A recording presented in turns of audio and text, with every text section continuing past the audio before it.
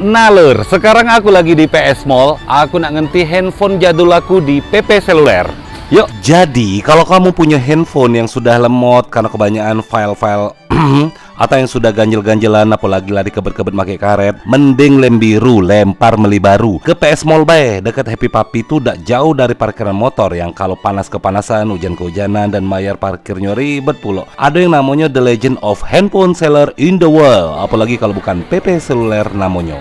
Nah, di PP Seluler ini banyak iPhone dan Android baik baru dan second, bisa cash dan kredit.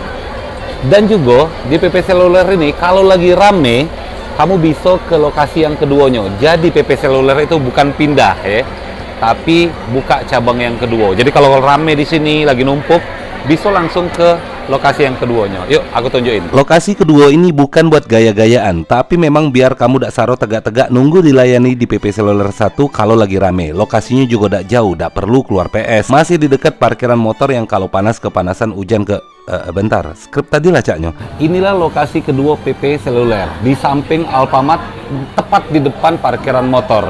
Jadi, sekali lagi, PP Seluler bukan pindah, tapi buka cabang yang kedua.